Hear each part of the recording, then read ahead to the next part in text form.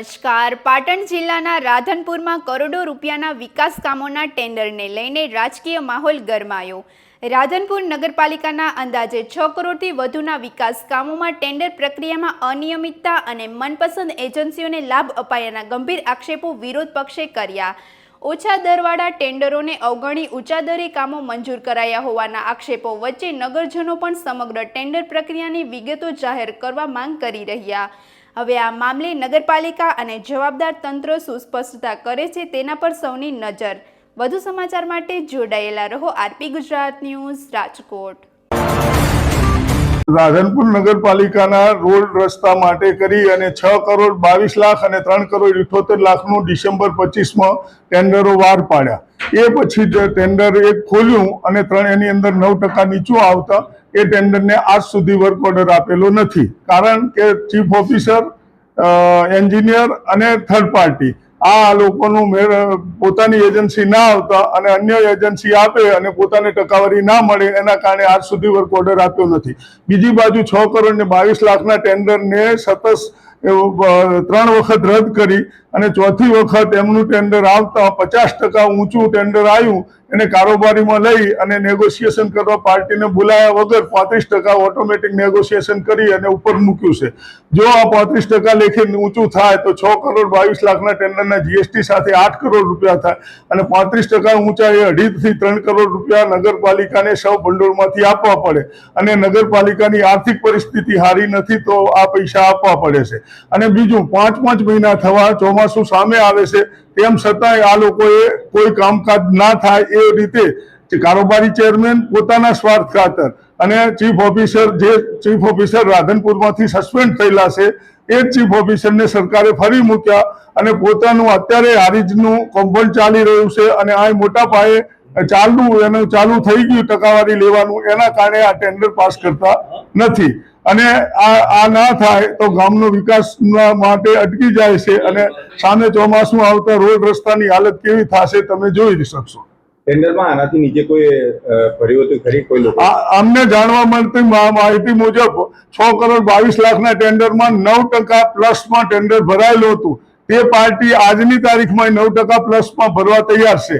શરત જે છે એ શરતને થર્ડ પાર્ટી અને એન્જિનિયર ખોટી રીતે કરી અને એ લોકોના ટેન્ડર રદ કરે છે. જો કે એ પાર્ટી કોર્ટમાં જવા તૈયાર છે, હાઈકોર્ટમાં, પરંતુ સરકાર સામે જવું યોગ્ય ના લાગતા એ લોકો નથી જતા અને આ લોકો કોઈ જવાબ આપતા નથી. ની અંદર હમણાં જૈન આચાર્ય ભગવંત આવતી સાલના ચોમાસામાં રાધનપુર પધારી રહ્યા છે. જ્યારે સારા રસ્તા નહોતા એના માટે કરી અને એક પ્રતિનિધિ મંડળ હર્ષસંઘવી સાહેબને મળી અને 8 કરોડ રૂપિયા મંજૂર કરાયેલા. એ ટેન્ડરની પ્રક્રિયા ડિસેમ્બર 25માં ચાલુ થઈ. ડિસેમ્બર 25માં 2 ટેન્ડરો રાધનપુર નગરપાલિકાએ બહાર પાડેલા. એક ટેન્ડર 3 કરોડ 78 લાખનું અને બીજું ટેન્ડર 6 કરોડ ને 22 લાખનું. 3 કરોડ 78 લાખનું ટેન્ડર આવતા ખોલેલું અને બંને ટેન્ડરો બનાવનાર થર્ડ પાર્ટી અને એન્જિનિયર. હવે 378નું ટેન્ડર ખોલ્યું ત્યારે 378નું ટેન્ડર 9% નીચું આવેલું. ડિસેમ્બરમાં ખોલેલું ટેન્ડર આ એન્જિનિયર અને થર્ડ પાર્ટીના મળતિયાઓનું ના આવતા એ લોકોએ એમને ફેબ્રુઆરીમાં છેક એગ્રીમેન્ટ માટે એફડીઆર મંગાવી. પાર્ટીએ 12 ફેબ્રુઆરીએ એગ્રીમેન્ટ માટેની જરૂરી એફડીઆરો આપી અને એને છેક 13/5 એગ્રીમેન્ટમાં કરવા માટે બોલાયા અને 13/5 એટલે ટેન્ડર પડ્યા પછી છેલ્લા 5 મહિના પછી. બીજી બાજુ 6/22 વાળું જે ટેન્ડર હતું એ ટેન્ડરમાં આ લોકોએ એવી શરત ખોટી નાખેલી જેના કારણે ટેન્ડર બીજા ના ખોલી અને એક ટેન્ડર ખોલી અને એ લોકોએ રદ કરેલું કે સિંગલ કોપી આવી છે. બીજી વખતે 2 કોપી આવેલી, એક લાયકાત નથી અને એક લાયકાત છે, સિંગલ કોપી કરીને કેન્સલ કર્યું. જ્યારે આ લોકોની એન્જિનિયર, થર્ડ પાર્ટી, કારોબારી ચેરમેનના મળતિયાનું ટેન્ડર આવ્યું 40% ઊંચું. જે નગરપાલિકાની અંદર એક ટેન્ડર 9% નીચું આવે છે, બીજું ટેન્ડર 41% ઊંચું આવે છે, એટલે બેની બરાબરી કરવા જાય તો 50% નીચું. એ કારોબારીના ચેરમેન અને એન્જિનિયરે મળી અને 41% ઊંચાવાળું ટેન્ડરને કારોબારીમાં લઈને ના મંજૂર કર્યું અને તરત જ બીજી વખત ફરી ટેન્ડર પાડી અને મળતિયાઓને એમ કીધું કે તમે 41% નહીં, હવે 50% ઊંચું ભરો.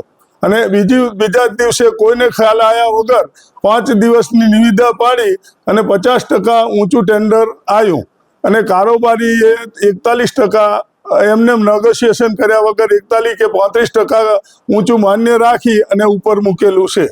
હવે વાત એ થાય કે જો એક જ ટેન્ડર, 2 ટેન્ડર એક જ સમયે આવે તો 1% 9% નીચું હોય અને બીજું 41% ઊંચું હોય તો તમને એની ડિફરન્સની ખબર પડી જાય. 6 કરોડ ને 22 લાખનું ટેન્ડર એટલે જીએસટી સાથે 8 કરોડનું ટેન્ડર થાય. હવે એ ટેન્ડરને જો ઊંચું આપે તો એના 4 કરોડ રૂપિયા થાય અને 4 કરોડ રૂપિયા ઉપર એને સૌ ભંડોળમાંથી આપવા પડે. તો નગરપાલિકા એવી છે નહીં કે આપી શકે. તો આ લોકો શું કરશે કે 7 કરોડની જગ્યાએ કામ 4 કરોડનું કરી અને મોટા તોડપાણી કરવાના છે. બીજું, કારોબારી ચેરમેન પોતે ખુદ એમ માને છે કે બધા સભ્યો મારા છે, એટલે દેવજી પટેલના આ ધારા મુજબ અને પોતેની જાતને ગણી અને નગરપાલિકાના પ્રમુખ કે ઉપપ્રમુખને આ કોઈ વાતને ખબર નથી અને એમણે કારોબારીમાં મંજૂર કર્યું છે. મંજૂર કર્યા પછી ઉપર મેલી અને છેલ્લા ડિસેમ્બર મહિનાથી 5મા મહિના સુધી લેટ કરે છે અને પોતાના મળતિયાને ના આવતા જ્યારે એનું ટેન્ડર આવે ત્યારે થાય. બીજી બાજુ મહારાજ સાહેબ જૂન મહિનામાં આવવાના છે, જુલાઈ મહિનામાં, અને તાત્કાલિક કામ પૂરું કરવા હાટું કરીને આ ગ્રાન્ટ સ્પેશિયલ મંજૂર કરાયેલી છે. તેમ છતાં એ લોકો આજ સુધી નથી કરતા અને ફરી ઉપર મૂકશે અને ઉપર મૂકી અને આ ટેન્ડર પાસ થશે ત્યારે અમે ચોમાસું આવશે અને રાધનપુરની નગરપાલિકામાં ભારતીય જનતા પાર્ટીના વિકાસના કારણે 28 બેઠકોમાંથી પાર્ટીને 26 બેઠકો આલી અને રાધનપુર નગરપાલિકાએ એક જ વિશ્વાસથી કામ કરેલું છે કે રાધનપુરમાં વિકાસ થશે અને રોડ રસ્તા બનશે. એની જગ્યાએ આ એક ચાલી રહ્યું છે. આપ દ્વારા કોઈ રજૂઆત કરવામાં આવી તંત્રને? આ બાજુની રજૂઆત માટે એના ઉપપ્રમુખ અને પાણી પુરવઠાના ચેરમેન એ બંને જણાએ કારોબારી ચેરમેન નગરપાલિકાના પ્રમુખશ્રીને લેટર આપી અને આ ટેન્ડર ના મંજૂર કરવા માટે કીધેલું, પણ એમની કોઈ વાત સંભળાણી હોય એવું લાગતું નથી.